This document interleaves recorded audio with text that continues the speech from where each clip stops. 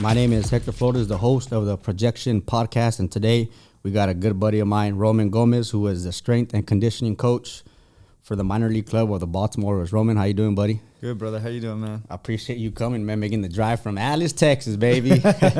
Yeah, definitely. No, I'm happy to be here, man. Thank you. No, man. I wanted to bring you on, man, just so we can kind of pick your brain a little bit about, the main thing is, strength and conditioning as far as being an athlete, but more or less specifying all that in baseball. So a little bit about you, man. Why don't you go ahead and tell the viewers, a little bit about, who you are, where you're from. Obviously, I gave it away. You're from Alice, but a little bit about, your background and how you got started in baseball, leading into, where you played, college baseball and stuff like that. Yeah, absolutely, man. Well, South Texas, born and raised, Alice, Texas. Started playing ball and T-ball about 3 or 4 years old. And just like every other kid in South Texas, just bouncing around from all different sports. Went from T-ball, Pee Wee, Pony, Senior League, Junior League, Senior League, then up into high school. I played a lot in Corpus Christi, a lot of baseball in Corpus Christi. It's good baseball there, man. Oh, yeah. Very competitive baseball community there in Corpus. Yep. Played in the Valley a lot, in Laredo. Mostly in the Valley were for tournaments. We didn't really go play any leagues down there because it was just too much of a drive. But it was a good experience, like playing Corpus in the Valley. Even when we got a little older, we went up to San Antonio and Houston. We got to see a little bit different kind of baseball. It's more of a power sport when the further north you go, as opposed to like an infield type of game, small ball in South Texas, because we don't got guys that throw hard and hit the ball a long way. Yeah, it's kind of weird that you said, because like I feel like once you start getting out of that valley, like at a young age, and kind of Corpus, you see a lot of breaking balls and stuff like that at a young age versus guys up north. Obviously those guys are they're different breeds, and obviously the Hispanic culture down at the bottom, so you see more velo and stuff like that, so you kind of have to adapt to it. Yeah, definitely. But so did you get to play a little select baseball as well, or? Yeah, so I played for the Alice Giants for 6-7 years, I think. Okay. It was just a Alice team. All the guys on that team were from the same class. All my buddies from the same class. I think there was a core group of us, about 5 or 6, and there was 3 or 4 that came and went just interchangeably. And then that kind of started to dwindle a little bit when we got into high school, and we kind of did our own thing. Then guys started to focus on different sports. Some guys did focus on football when it was football season. Some guys did track. Yeah. And we just kind of went our own way a little bit. I played 2 years of summer ball in Austin with the Austin Slam for Tommy Boggs. He recently actually just passed away. He was the head coach at Concordia University here for the last few years. But yeah, Tommy Boggs with the Austin Slam my last 2 years of high school. And yeah, that was right before I went off to college. So speaking of a little bit, so you got some exposure to play, obviously outside of your hometown, which is always beneficial because it gets you to see at a young age, what's really out there. But as far as, universities and colleges, where did you end up going after high school? So after high school, my first contact with any college was Cisco Junior College. I'd committed there. Yeah. And then I got an offer from St. Mary's here in San Antonio, and I took that offer over Cisco. I just felt it was better. It was closer to home. Right. And they were going to give me an opportunity to catch. So I took St. Mary's. Because you were a two-way, right? Was that you were a catcher and a pitcher? Yeah. I thought that I was going to be a catcher my whole entire career, but it didn't turn out that way. Yeah. Well, that's tough, man, to catch and pitch. Like, you know what I mean? Oh, my arm felt it for sure. Like, my arm was definitely taking a hit every year. So you were there at St. Mary's for how many years? 1? I was there for 1 year. 1 year. Yep. And then you went? So I went St. Mary's my freshman year. Then I transferred out to Blinn Junior College. Okay. In Brenham, Texas. Yeah. And I had a great year there. It was a lot of fun. And actually St. Mary's wanted me back. So I went back to St. Mary's. And then unfortunately, financial things took a hit because it's a private school. It was pretty expensive, and I just couldn't afford it, so I had to go to a different school that could have afford to give me a little bit of money. So I went to Northwood University in South Dallas, Cedar Hill, Texas. Is that where you just focus primarily on pitching? Yeah, so I actually went as a catcher and a pitcher, and my junior year, I ended up breaking my hamate bone on my first swing of my junior season. First swing of the year, I broke my hand, and the coach, when I came back, the coach just told me, he's like, hey, I think it would be better if you just stuck to pitching. You know, I think you'd be more valuable to us on the mound. So Yeah. That's what happened. Yeah. So during that time, I mean, obviously you had a good little journey going from school to school, you know, which was fitting your needs.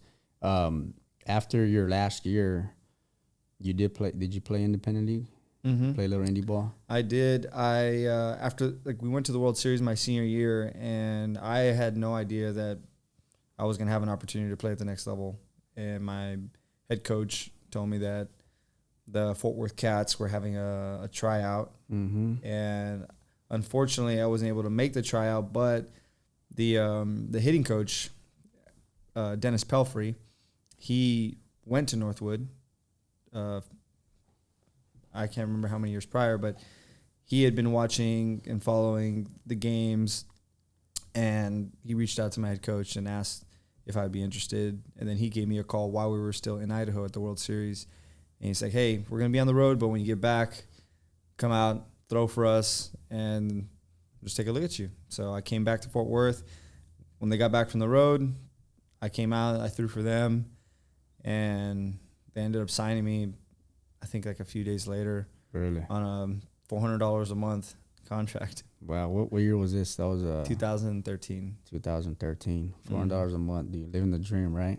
Well, you thought you were living the dream at the moment, right? Oh man, I signed my contract in the smallest locker room that you could possibly imagine. There was maybe, for a team of 20-something guys, there was maybe 16 lockers, and we were dressing on the floor, and I was signing on like an old table that was about to fall apart with a pen that barely even worked. So, for those, what was that? You played for 1 or 2 years? I played for the Cats for 1 season. And then you were done after that?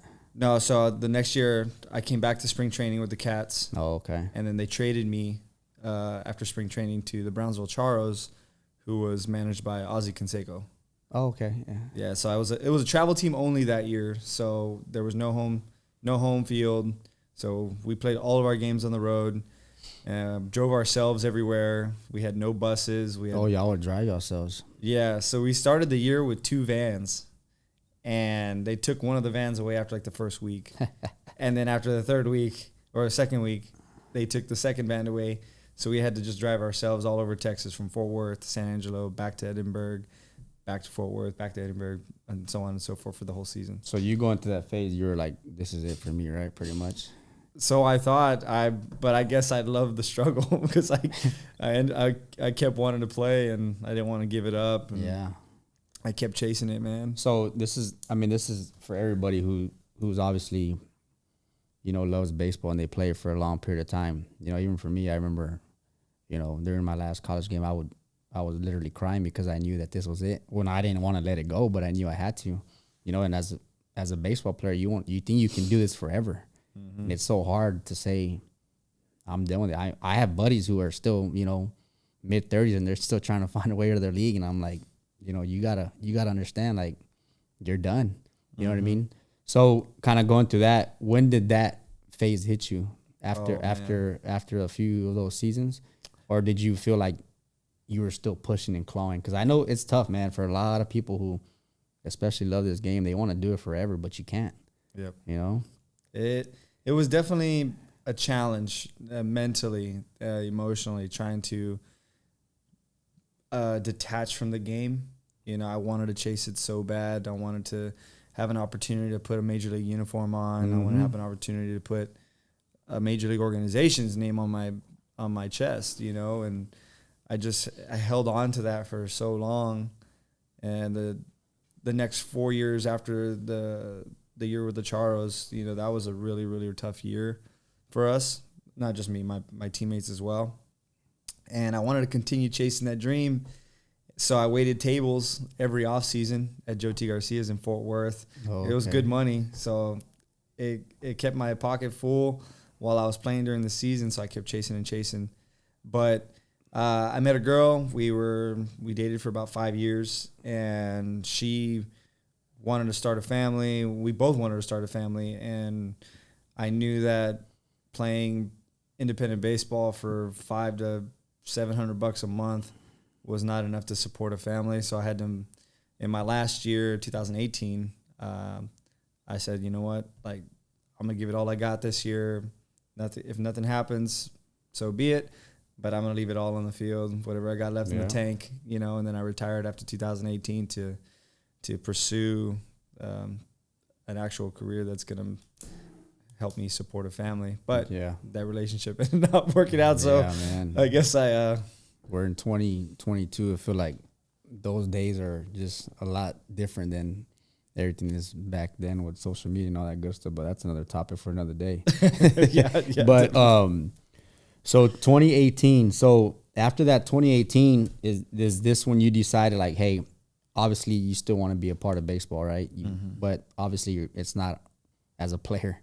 Is that kind of what went by as far as, was this the time when you're like, I want to be involved and I want to be kind of involved as far as a strength and conditioning coach, or during this time you still didn't know what you wanted to do? Oh man, it was as far as career. Yeah, so I was actually in St. Paul, Minnesota my last year. We were playing against St. Paul Saints, and I was in the bullpen, and it was like, I think it was a Wednesday night, if I'm not mistaken, packed house. That they're AAA now for the Twins. Okay. That night, I think it was probably 8,000 people. And I was just looking at it, I was like, man, this is one of the best experiences I've ever had in my life. It's a good crowd. Oh, man, it was awesome. Like, they had old school, like, pianists up there doing the dun, dun, dun, dun. Really? It was awesome. And I told myself, I was like, man, this is a dream right here. You know, I want every player to feel what I'm feeling right now. You know, I want to be the person that can put guys in my situation right now so they can experience this, because there's people out there that don't have resources, or people out there that don't have quality training, that don't have direction. I want to be that person. And now, like, that night, I was like, you know what? After this year's over, I'm going to go balls to the wall as hard as I can, trying to make myself the best coach to get guys to find that inner hero, right? That they know, that they don't know that's there, you know. So it's been a journey. So after 2018, that's what led me into strength and conditioning. So did you go back to school for that, or did you seek a job right after that year? So right when the season ended, I got hired with a chiropractor there in Fort Worth. Oh, really? Yeah, it was a good buddy of mine. He was actually my chiropractor that I always saw during my off seasons, my last 3 years, I think. And he asked me, he's like, hey man, I know you want to be a strength and conditioning coach, but I have a position that I want to offer you as a rehab tech. So I just take all my patients, send them over to you. You do the rehab work. I tell you what we're going to focus on. I tell you what the progressions or regressions are for that person. And I think it'd be a great opportunity for you to kind of get your eyes on like movement and things like that. Yeah. I thought that was a perfect avenue to get into strength and conditioning, because it taught me a lot about anatomy and physiology and that stuff. So I did that for about 4 to 5 months. So during that time, did you obviously you learned a lot, right? It was kind of a trial and error type deal. Oh yeah. His name is Jeremy Taylor. And he is brilliant. And he's a super smart guy, very passionate, like hungry for knowledge. Yeah. And he's always willing to teach. You know, so he really, really helped me a lot on anatomy and just how to assess a client or patient, whatever you want. And these were clients from youth to adults. Oh yeah, youth to like really, really older population. Oh, okay. Yeah, and I got to see so many different types of injuries. It was a really good experience out there. Yeah, well, that's kind of more of a blessing for you, dude, to land that job right after you're done playing. Mm-hmm. So after that, those 4 to 5 months, what took a role in your life after that? So right after that, the turn of the year was, I think it was like right around January of 2019. I started looking for a strength and conditioning job. Like I wanted to start coaching. Oh, okay. And I expressed that to Jeremy. I was like, hey man, I think it's time for me to really try to get into a coaching. Go on your own pretty much. Yeah. And so I started I guess you could say shopping around Fort Worth for gyms that would be willing to hire me. And I checked out APEC where Patrick Mahomes trains. Yeah. EnduraLab is where I ended up going. And there's another place called, I think, Strength Studio there in Fort Worth. So I just went for the best ones I could find because I wanted to work for the best gym I could find. And I ended up choosing EnduraLab because the owner there, Lee Hargrave, he's an ex-rocket scientist, worked for Lockheed Martin for, I would say, around a decade, if I'm not mistaken, and really smart individual, really, really structured in the way he does things. And that stood out to me because I felt that's what I needed in terms of education, is something being educated by somebody that's structured, that's very detail oriented. And there at EnduraLab, man, like it's super clean. The programming is great. The community is awesome. Is that just for every athlete that you can think of, or they just specify on a certain type of? So it's general population. Oh, okay. They have athletes that do come in there, high school athletes. They've had some college athletes. Actually, they've had, if I'm not mistaken, an Olympian pretty recently come in. He's trained endurance athletes, ultra runners. He's all over the board in terms of who he trains. But the most clientele that he has are general population, people that just weekend warriors. They want to feel good. They want to move well. They want to be strong. So tell us, I know you got hired on at Clemson too, right? Mm-hmm. Tell us a little bit about that experience. So towards my back end of my time there at EnduraLab, I told Lee, I was like, hey man, I think I want to start going a little more focused into like athletic performance realm. I want to try to narrowing it down. Yeah, narrow it down, dial back for that little bit more, that they have in there that I want to get into the nitty gritty. And so I started applying to different internships. I applied to Clemson and I applied to the UFC Performance Institute in Vegas. And I really thought that either one would have been a great route, but being exposed to multiple sports at Clemson and knowing that they had a really good baseball program historically, I thought that was a perfect fit. And they gave me a call back and they offered me the position, and I couldn't say no. So yeah, man, I took the opportunity. I went out there and got exposed to some of the best athletes in the country in the collegiate sector, and the experience was incredible. The atmosphere, the standards, everything was at a very, very high level. The gym was pristine. Like our cleaning duties were extensive. Yeah. It was a good experience though, And you were there for how long? 3 months. I was there 3 months, man. It was a 5-month program, but I was there for 3 months. Yeah, I remember when you got that job. I'm like, look at this dude, man. He's doing it. Which was pretty exciting because then obviously back where you're from, you give a lot of people hope, you know what I mean? Which is a lot of times, and this is why you do it, to be a good role model for the young ones, especially back home, because I know how, poverty obviously takes a role once you go back down south. But either way, man, now after that, all right, so like playing a role into that, now let's obviously start talking about, where you are now, because now you're in a position where you're obviously elevating your career, right? You're now, with the Baltimore Orioles, and you spent some time in the Dominican Summer League. Can you tell us a little bit about how this past summer, how it went for you, as far as, obviously, was that your first time in the Dominican Republic? Yeah. It was? Yeah, definitely. It was. I took that back. I hadn't been overseas. I've been out of the country in Canada, but I hadn't been overseas, and that was my first experience getting on a plane and just seeing blue and then landing in another country, that was kind of the first thing that kind of like got me. First off, a lot of blue, and you're on the plane out. I don't know how I would be on a plane with that. Dude. My anxiety would just. Oh, dude. I mean, I never really had anxiety with flying. Yeah. But that kind of like got me a little bit. Yeah. I was okay. I'll take the ILC. You're good. You can have the window. I was good.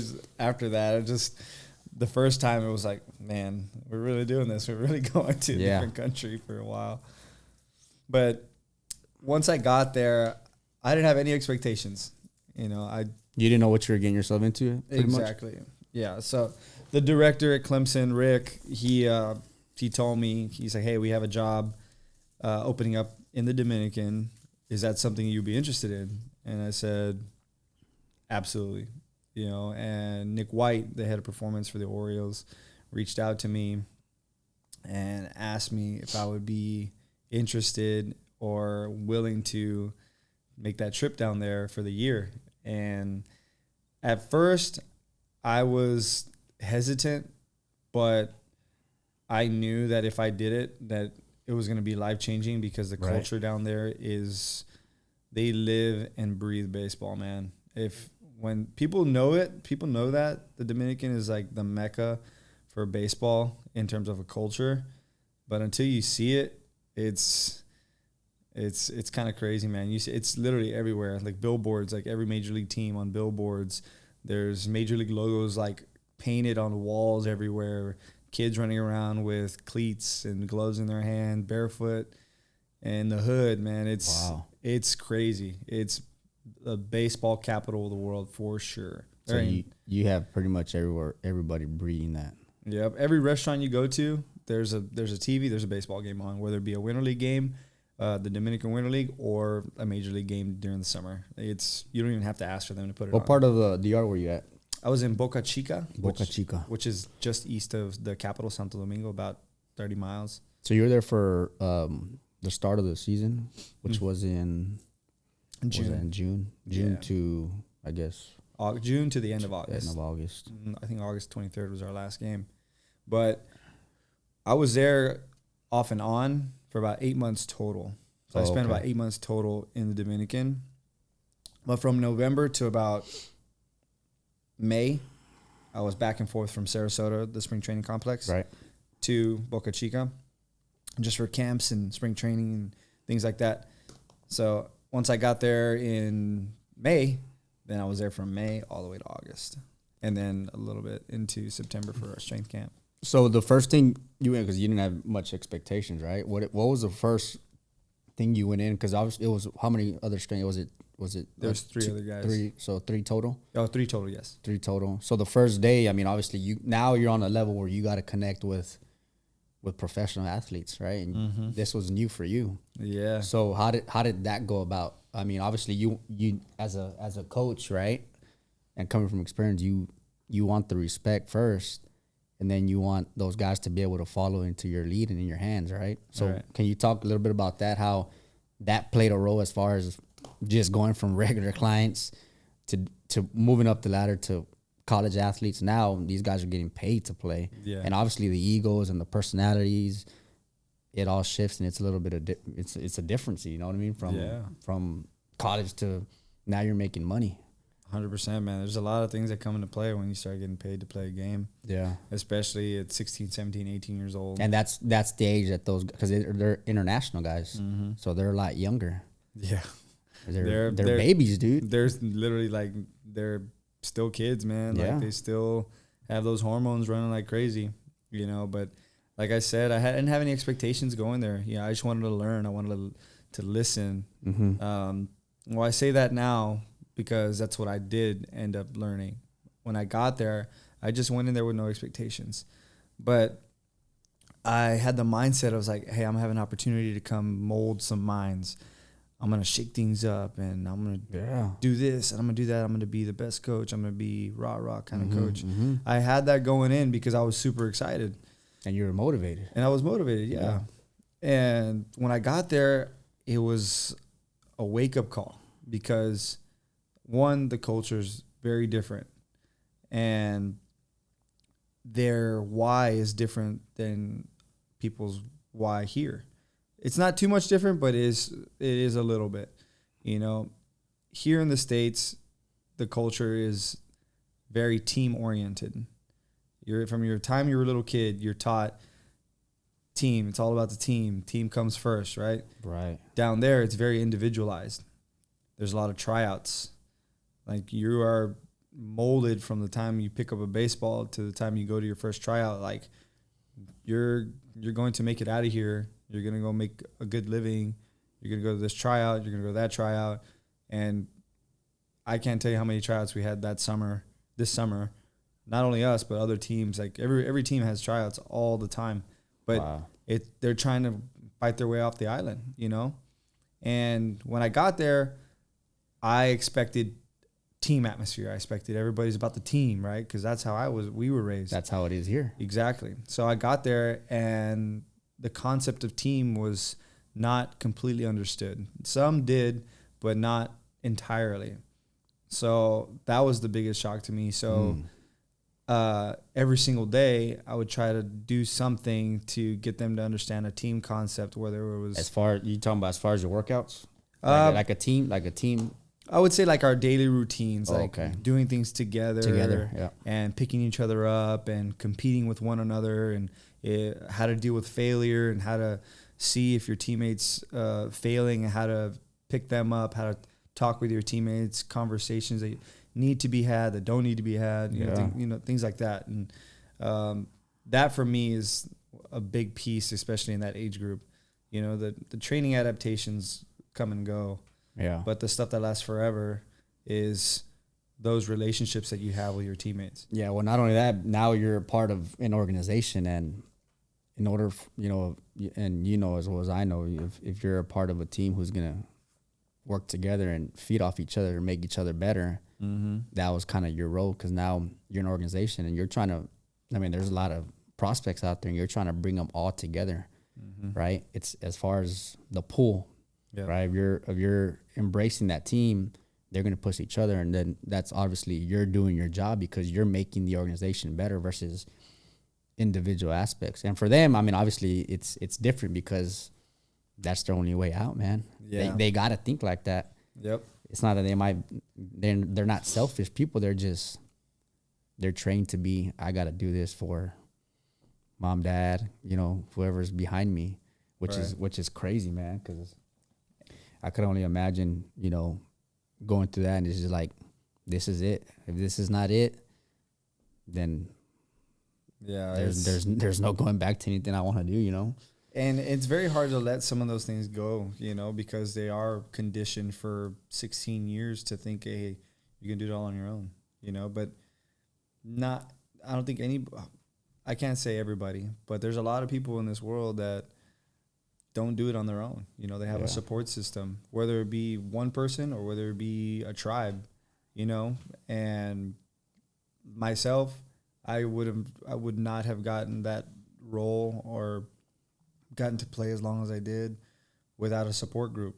Yeah. And I told those guys, whether it be teammates, family, friends, whatever, you have to have that support group. And like, perfect example, my rookie year with the Cats, my best friend, Wes Alsup, every morning from my first day, after I got signed, he had a banana and a yogurt, and he would put it like on my nightstand in our room on the road.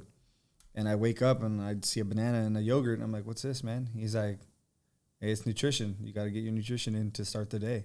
And this dude was built like Superman. I'm not even kidding. He's 230 pounds with probably 10% body fat and threw 101 miles an hour. He was built like a refrigerator, man. He was huge. But he would do that. You got to get your nutrition and start the day. And he did that for probably 2 weeks straight. And that caught me off guard because I never had to do that, or I never thought to do that. But he was being a good friend, a good teammate, and helping me realize this is what you got to do. You got to take care of yourself. Like, you got to take care of your nutrition. Ain't nobody going to do it for you. So those kind of things I want to get across to these kids.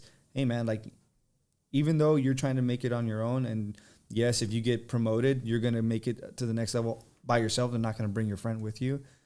You know, I get that, but relying on not like looking after your teammates and not yourself, that goes so much further, because if everybody starts thinking that way, like I'll look after you, I'll look after you, I'll look after you. It's going to make everybody better. Exactly. The whole team just gets that much tighter, and you have that much more confidence to take care of each other. Yeah. You know, and that is in the long term will advance your career. Yeah. So going back to all that, man, like as far as over there, like I feel like you almost have to teach them how to do certain things as far as working out and nutrition, because just like you said, those kids over there, they need guidance. They don't have guidance like we do here, where they can pick up a phone and ask someone, hey, how do I hit the ball on this particular pitch, or how do I throw harder, things like that. So as far as you being a strength and conditioning coach, what are some ways that you got these guys as far as thinking differently as far as strength and conditioning, right? Because, I mean, obviously, you got to do your job. You want these guys to not only look better, right, as far as what they eat, but you also want them to, as far as a performance-based, you got to do your job in getting those guys to believe in what you're teaching them. Mm-hmm. And at that age, it can be very hard because they probably never heard of that or done that in their whole life. Right. There are some guys that are exposed to it. There are some guys that are exposed to good training down there. They have some pretty decent facilities that they get to work out in the off season. But for me, when I went down there, my goal was not to get them the biggest and the strongest, you know, because they don't have all the nutritional resources that a lot of people have here. You know, they're in a caloric deficit a lot of the times because of the lack of food. And all that means is, like, if you're burning a certain amount of calories a day and you're not eating that same amount of calories or more, you're going to either lose weight and you're definitely not going to get stronger. Mm-hmm. You know, you need to be eating just as much as you're burning, and if not more, you know, which is very hard down there to get the proper nutrition to them. But the biggest thing for me was organizing your mental approach to training. Like, what does it really mean to train for a baseball player? And it's a very hard concept to teach because, you know, you see the workout on the board and you see A, B, C, D, and E, 1, 2, 3, 4, 5, 6, whatever. You know, you see all the numbers and the sets and the reps, and it's very easy to just to haphazardly go through an exercise or just complete a rep. My whole approach for them was, why are you doing this? What's your intent behind the movement? Are you doing it with proper intent? Like, the execution of it. Like, when you throw a pitch, you're not just going to throw a pitch just to get it over the plate. When you swing the bat, you're not just going to swing the bat just in hopes you're going to hit the ball, right? You have a plan, you have an approach, you're trying to drive the ball somewhere with runners on base, whatever. You know what I'm saying? There's intent behind it. So the same thing is with every exercise every day. You know, when you come into a weight room, okay, I'm training this today, but what's this helping me with? What's the purpose behind this? Right. How do I go organize my mind before I come into the weight room? Like, I don't want to just come in there, oh, hey, what's up, guys, and just kind of high-five it and just check the box for the day. So you're pretty much trying to get these guys to emphasize being as far as like baseball, you're a student of the game, as far as being a student of the game, as far as exercising and conditioning and taking care of your body and all those movements, which I think, as far as a professional athlete, you got to understand that so you can see the results that you want to see, right? So as far as, you know, like strength and conditioning, I know the question is asked a lot, like, when should an athlete, you know, pick up a weight or do certain things? As far as starting off as a baseball player, like a youth baseball player, what do you recommend some of these young individuals that are playing to kind of do, as far as, because I you know, people get asked those questions all the time, like a parent be like, what should my kid do at, you know, 10, 11, 12 years old? You know, obviously you're not going to lift weights at that age, right? What do you recommend those young athletes to do at that age, as far as trying to get them to, because obviously it's a mindset, like you said. Yeah. What are some ways to get them to start believing like that so they can elevate their game as far as on that role? Right. So you can definitely start training at a younger age, like around 13 years old. I'm a big proponent of play every sport that you can. Mm-hmm. You know, keep your body athletic, keep it mobile, keep it very reactive, you know, learn different things from different sports. You know, that, in my opinion, is better training than any strength training that you can do from a young age. Mm-hmm. You know, play basketball, run track, play football, play soccer, play tennis. You know, there's all those sports bring a different stimulus to the athlete, but it's going to make them better in the long term, an athlete. Because I want to build, as a strength and conditioning coach, I want to build better athletes, not a better baseball player. Because a better athlete can adapt a lot faster to different things. Understandable, yeah. You know, so I'm trying to build a better athlete in the weight room when they start getting a little older and they can start to refine those fine motor skills, you know, when they're 16, 17, 18 years old. Yeah. So, like, for my biggest thing for, like, parents out there is, like, throw your kids in so many different sports if they want to. You know, if they love baseball, awesome. They want to play, try to get them in there. Get them in football, try to get them in basketball, try to track, all that kind of stuff. Yeah. You know, because they're going to be, because you can, like, if the skill level is way up here, eventually you can get the adaptation strength-wise to match that skill level. It's hard to do it the opposite way once they're 17, 18 years old. If you go super high in strength, it's super hard to match that with skill. The skill takes so much longer to develop than it does strength. Wow. So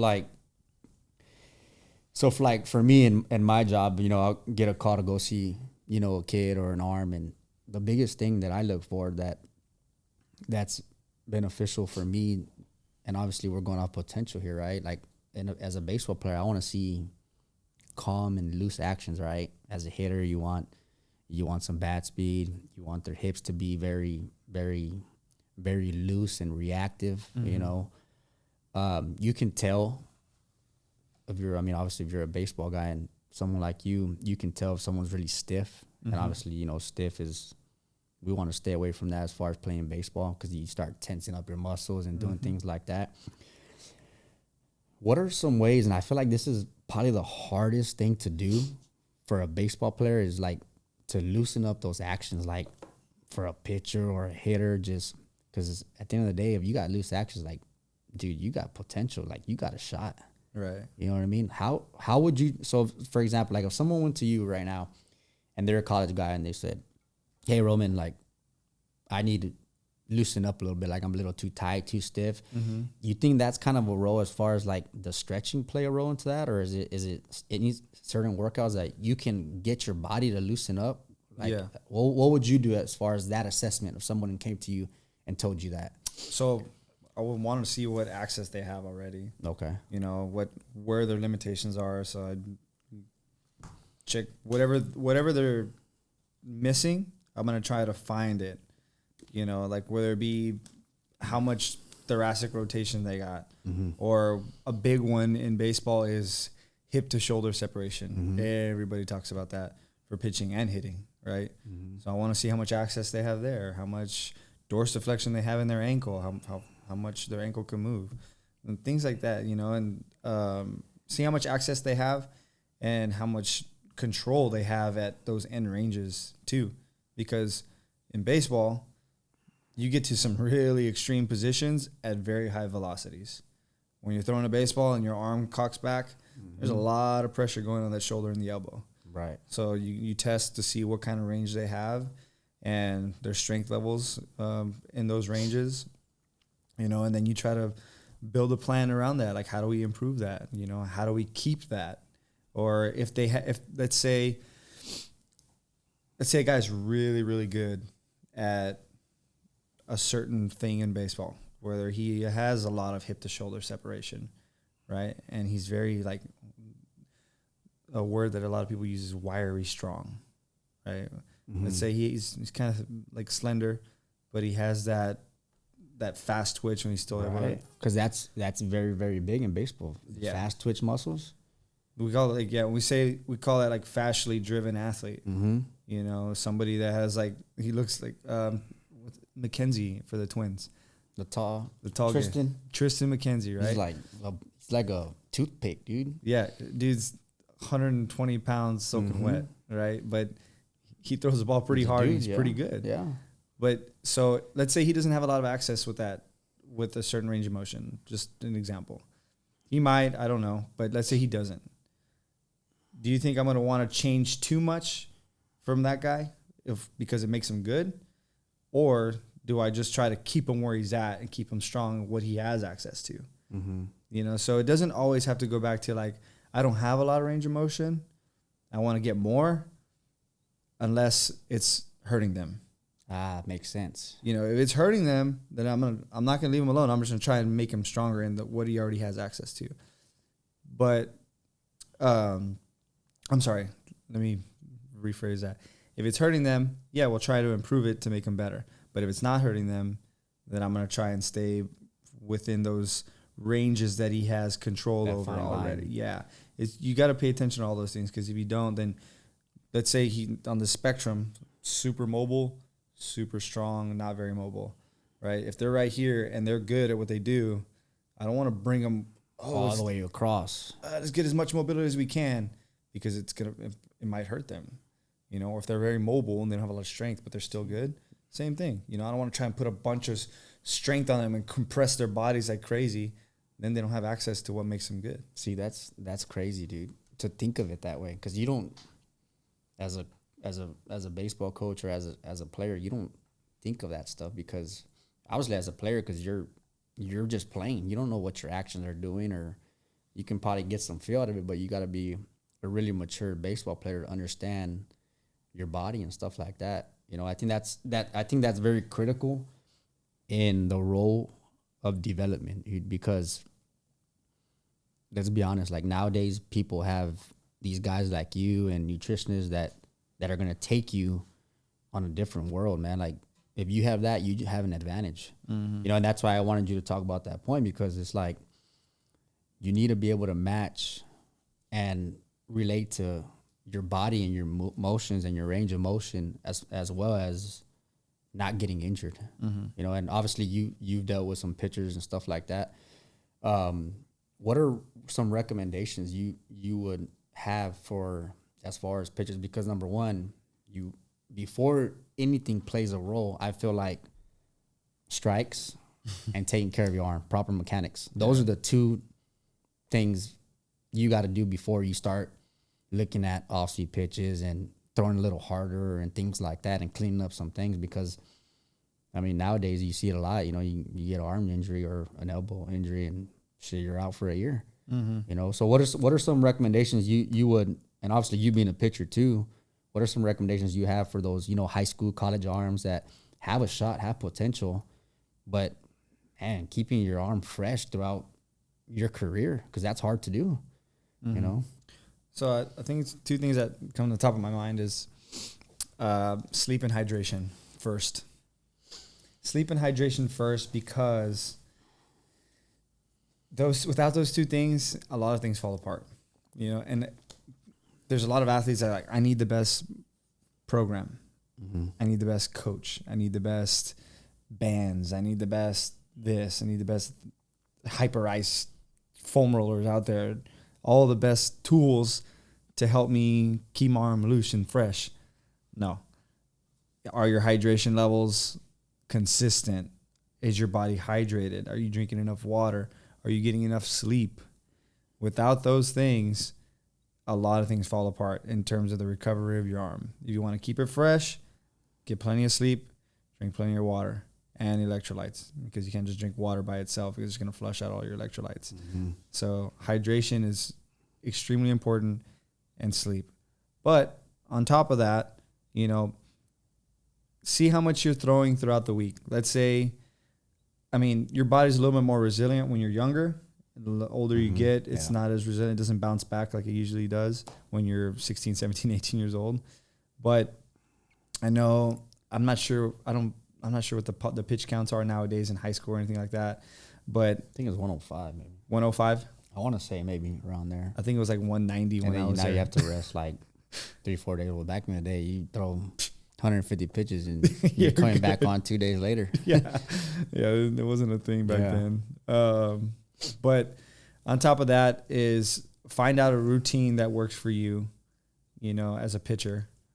Just if you listen to your body, if you feel it's barking at you after a day you throw, there ain't no need to throw. You're not in a rush.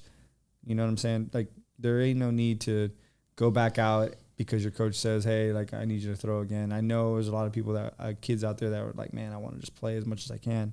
But if you have a lot of workload, your body's going to tell you. Your body's going to say, hey, like, my elbow's kind of barking at me a little bit. My shoulder is a little bit. My back is a little bit. So pay attention to those things. And, if you want to play light catch to get a little blood flow in the arm that day to help recovery, go ahead. But at the same time, be taking notes on what you're doing. If you're a high school player or college player, like, have a notebook and write down, like, hey, I threw this much today, and see what's working for you and see what's not working for you. That way you can dial it in a little bit more when it comes time for the season. In the off season, you're going to probably throw a lot more, but the intensity is a lot higher in season, right? At the level you throw at. So it's a little bit different. The volume's a little higher in off season to build up that work capacity. In season, it's a little more intense because your max effort throws are a little higher, like in game throws. So just pay attention to what works for you as an athlete. Take notes, like I said. And it's crazy that, like, the max effort, right? I mean, these guys are throwing 100 pitches, max effort, dude. That's, like, think about how in shape, like, you have to be able to do that. A lot of people don't understand that takes a lot of preparation as far as on your arm, your shoulder, and your body, and your mind, really, dude. Because, I mean, and those guys are doing it, in the big leagues. They're doing it, once every week or so? They rest, 5-6 days, and they go back. As far as a starter, they'll go back and throw another 90 to 100 pitches, and it's like, that's why they get paid money, because not only are they good at it, but it starts by self-care and knowing what you can handle and knowing what you can't handle. Yep. As far as max effort. Yep. That blows my mind, man, that they can do that. Oh yeah, it's there's a phrase that my mentor uses, is building insulation for the body. And the more you can insulate the joints, and the more they can handle. So the base of strength for guys, if your base of strength in general is a lot wider, your base, the peak is a lot taller. So these guys in the big leagues, or these starters, or any pitcher in the big leagues, their base of strength is huge. That's why they're able to play 162 games a year and have that high velocity effort multiple times a week, because their base of strength is huge and they can handle that kind of work. Your base of strength is not as big as a younger player. You're just a little bit more resilient because your body's younger and it bounces back a little bit better. But the wider the base of strength, the taller a peak of performance. So those high velocities, and throwing a baseball is, if not one of the highest velocity movements in all of sports. Like swinging a golf club, or tennis serve, things like that. It's one of the highest velocity movements in all of sports, throwing a baseball. So all that stress is coming out through that elbow or the shoulder. So you got to improve your base of strength starting from the ground up to be able to handle that. Because I know there's a lot of players out there that can be mid-90s to start a game. They go into inning number 2. They're 94, 93. They go into inning number 3. Now they're 90, 91.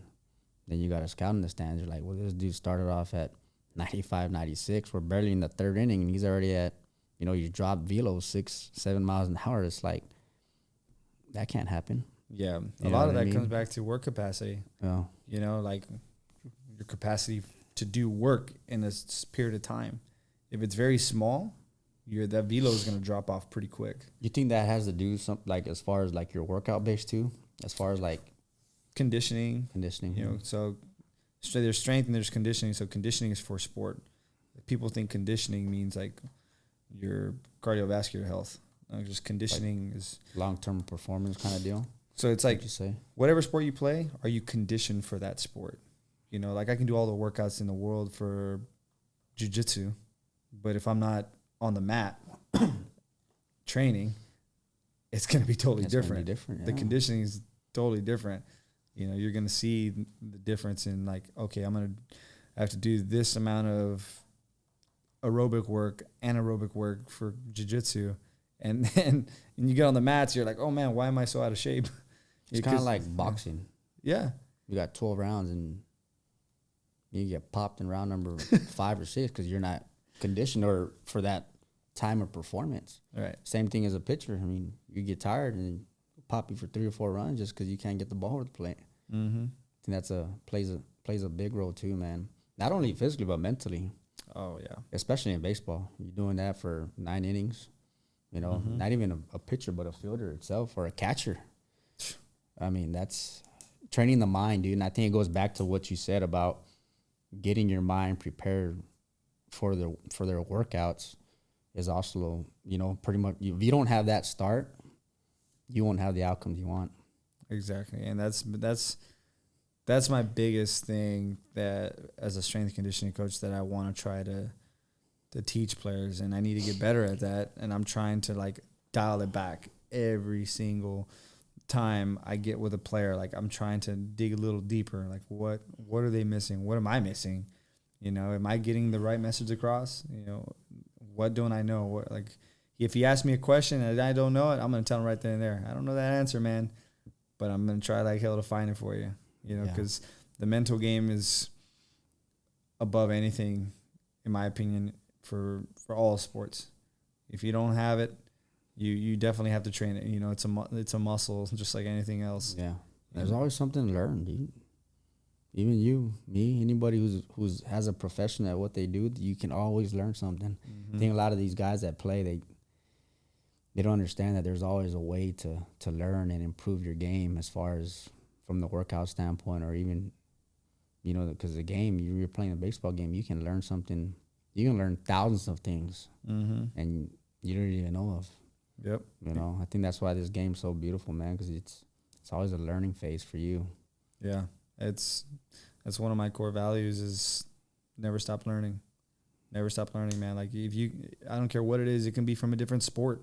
If it's something that can help you, try it. If it doesn't work, move on to the next thing. Always try to be evolving. Always trying to be innovative. Like don't just sit there and be like, okay, this works, I'm going to just stick with this. Yeah. No, like, why not try to be just a little bit better? And you hear that all the time. You hear the 1%. You try to reach back for that 1% more every day. You hear that all the time. Yeah. But there's always something to be learned out there. And science is always coming at you from every direction for sports. Yeah. There's always this new way of training. There's always this new methodology of throwing or hitting, and there's so many out there. There's so many different methods out there, so many different philosophies. You know, try one. If you like it, if it resonates with you and it works, awesome. But don't stop trying to look for more. Right. You know, I say that, but don't get it crazy. Don't get ahead of yourself. You know, like don't try to do a bunch of things, because then you're never going to find one that works. Try one long enough. If it starts to work for you, slowly progress. Yeah. It's like, oh, it's just working. That's my base. Okay.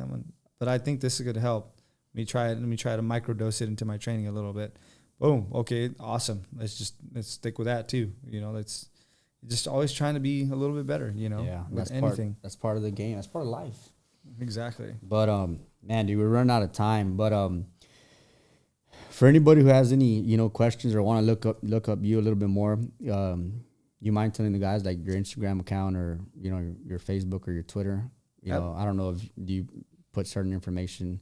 I know there's a lot of guys out there who like to, you know, put some information as far as athletes to help them out, get them on the right track. far as workouts or daily mental stuff, you want to mind putting your Instagram account or your Twitter account just so they can kind of get a feel for what you do on a daily basis and things like that? Yeah, man, no problem. I'm usually on Instagram more than anything. Yeah. It's rgomez_21, and my email is coachgomez31@gmail.com. So feel free to reach out anytime. You know, I'm always willing to help the next guy trying to get a better career, or if they want to be a coach, you know, I have some resources I can help them out with. I'm an open book, man. I always want to help somebody that's trying to make their life better. Yeah, Roman, I appreciate the time, buddy. Oh, dude, I had a blast. I wish you the best of luck, dude, moving up the ladder. I really do, man. So thank you for coming out once again. Thank you, my brother. All appreciate right, it, man.